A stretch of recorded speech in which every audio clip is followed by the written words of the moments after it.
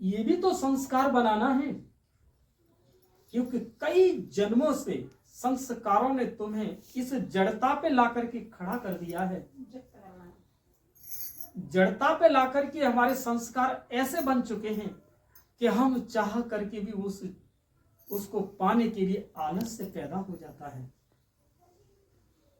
तो पहले अपने जीवन को बदलने के लिए आप अमृत वेला, जो हमारी आत्मा का एक चार्जर है, जैसे मोबाइल को तुम क्या करते हो, चार्ज करते हो चार्जर से, और तुम्हारी ये आत्मा रूपी जो बैटरी है, इसको चार्ज करना वो अमृत वेला इसका चार्जर है। और जिस वक्त अमृत वेला आप उठ करके बैठो तो देखिए अपने जीवन को कैसे कर्मयोगी बनाते हैं आप। 4 बजे होता है वो, 4 बजे, जो 4 बजे जब आप उठते हैं तो अंधेरा होता है और आप कोई काम नहीं कर सकते।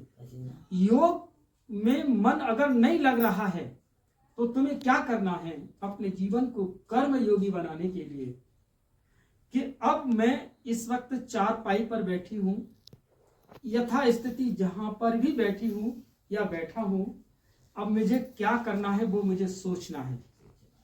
क्या कि अब मैं उठूंगी तो मैं अपने कमरे में पहले क्या लगा रही हूं, झाड़ू लगा रही हूं, ठीक है ना।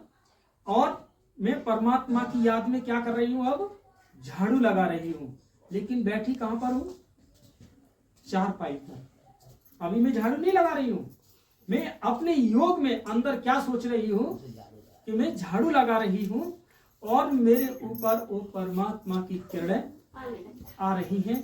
मैंने पहला कमरे का झाड़ू लगा लिया, इसी तरह से मैंने दूसरे कमरे का भी झाड़ू लगा लिया और अपने पूरे आंगन को उसी स्मृति में साफ कर दिया, झाड़ू लगा दिया। लेकिन कहां पर बैठी हूं, अपनी चारपाई पर बैठी हूं। चिंतन चल रहा है, इसे कहते हैं प्रभु चिंतन चल रहा है, ठीक है ना।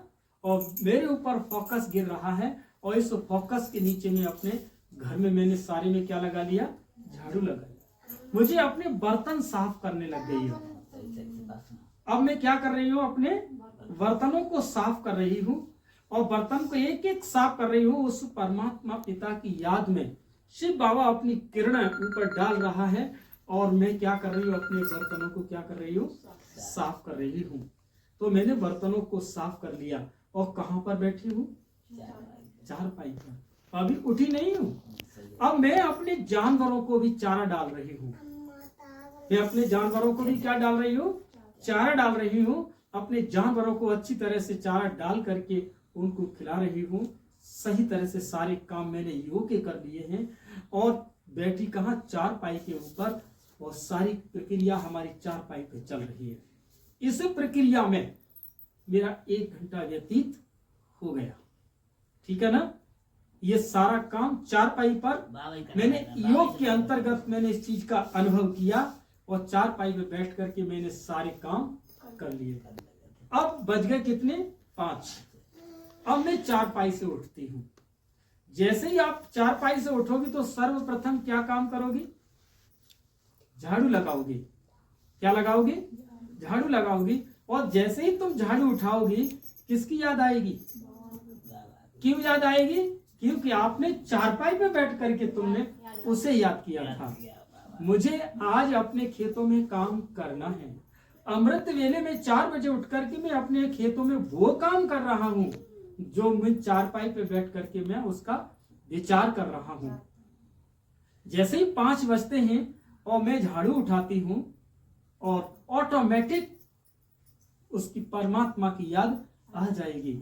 और उसके बाद जैसे ही मैं अपने बर्तनों को साफ करती हूँ या मैं अपने खेतों पर जो मेरा काम है मैं उसे करता हूँ, वो ऑटोमेटिक परमात्मा की याद आएगी। मैं जानवरों को जैसे ही संभालना शुरू करती हूँ तो जो मैंने अमृत वेले में सोचा है, जो अमृत वेले मैंने योग में जो कर्म किया है और अब मैं जो कर्म कर रही हूँ उसमें योग आ जाएगा। तो कर्म में योग और योग में कर्म आ जाएगा तो मैं आत्मा क्या बन जाऊंगी, कर्म योगी बन जाऊंगी। क्या बनूंगी, कर्म योगी बनूंगी। और कर्म योगी ही सर्वश्रेष्ठ जीवन है। समस्त योगों में जितने भी योग हैं उन सब में सर्वश्रेष्ठ योग कौन सा है? कर्म योग है।